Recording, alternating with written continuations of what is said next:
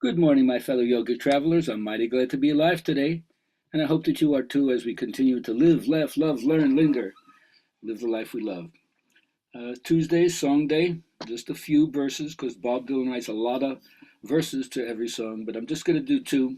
This is sent out to my friend Arthur in New York. Ramona, come closer, shut softly your watery eyes.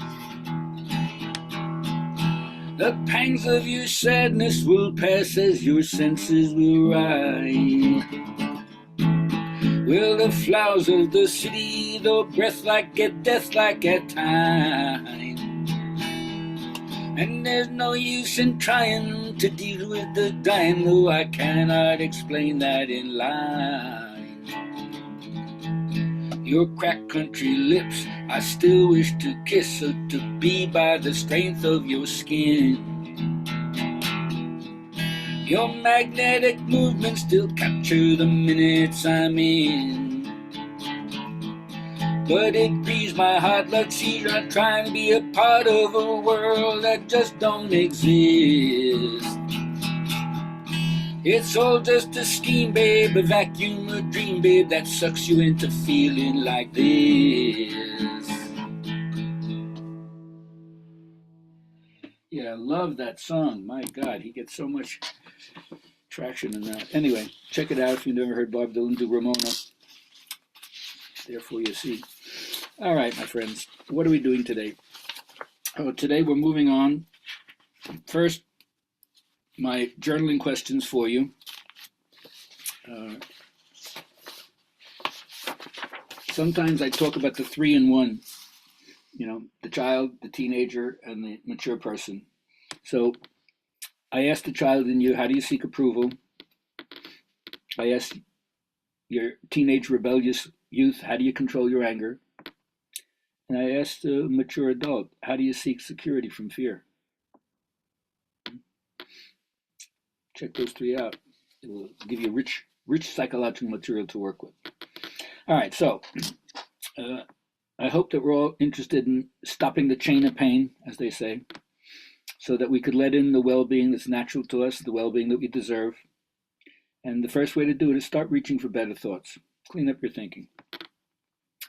To allay anxiety, I just want to say that don't reproach yourself because you can't accomplish at present what is impossible for you. It can't be your duty to do anything beyond the reach of your strength that you don't have the time to do, to pay some money that you do not possess, or to sacrifice your own integrity for spiritual development. No, not going to do it. You're entitled to peace of mind and harmonious progress. And if there seems to be lack in your life, you have to stop and ask your own intuition, what's the reason for that? Anything that exists in your life, however long-standing it's been, there's no reason to allow it to continue. Nothing is too sacred or long established that you can't revise it or fling it out altogether. So set a time each day to rest a little bit and listen to what your innermost self is telling you. Help you find your calling, reinforce the calling. And if you're doing that sincerely, you can do no more than that. All right, now, I'm big into, I would say, mystical philosophy, right? Whatever that means. What I translate as, how do you find the dynamic source of your own life so that its trajectory comes out in how you live, not out of what society told you ought to center yourself around. Social coordination of how you deal with following your own path and then bringing your gifts to your community or the world. That kind of coordination comes much later after you've worked on yourself. First, you got to go into your cocoon, do your thing, and then later on you can share that. All the myths that work only work because it hits your heart with the revelation of the dimensions of your own spiritual potential. So you have to work on what I call your imaginative world, the romance with your imagination, I'm always saying. You got to trip up and break through the rational system that has such a stranglehold on us, what I call rigor mortis of the imagination. We can't think of anything better than what we're doing right now. And break those values because you didn't set those values up. And this is what we say is the breakthrough of absolute consciousness into the field of time. And infinity's in love with the field of time, with its creations. So start to lighten up about how you see things, which in the Veil of Tears is hard to do, but it's part of our job as well. You have an inner court jester, a mindset that likes to wander, careless, aimless, fearless. Find that out.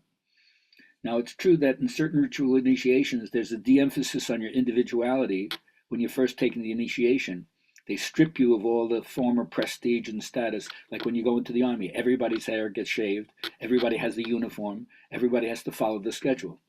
And this is, in certain ways, strangely, this is how you build communitas, where, like when you're in the hospital together, and you're sitting there with other parents because your kid just got injured in a ball game and stuff like that. It doesn't matter how much money you make. It doesn't matter what your religious affiliation is. The healing comes from the crack in the structural hierarchy. It doesn't matter who has more education or who speaks better, who dresses better.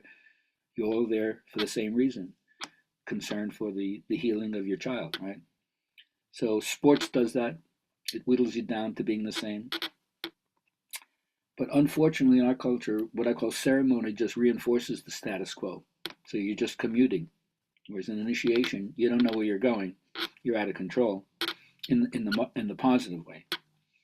So to have this make sense, the two things I recommend is, number one, do some body work. I'm prejudiced towards yoga, but I say the joy of movement can happen in anything you do.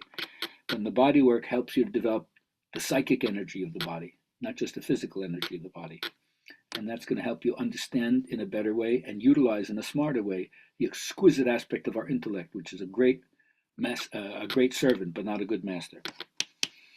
So just remember, be receptive. And as we say in yoga, your brain ought to be a receiving instrument, not an instrument that's imposing its own version on reality. Because if it does that, I can guarantee you'll have a blind spot in your shadow, which you're totally unaware of. Because that's what we do. Our mind tends to put things out of sight so it doesn't take the critique that would really help it function in a better way. All right, our next Good Vibration class is coming up in the end of June 26th. We'll have it online in the next day or two, and I hope to see you there. Have a great day.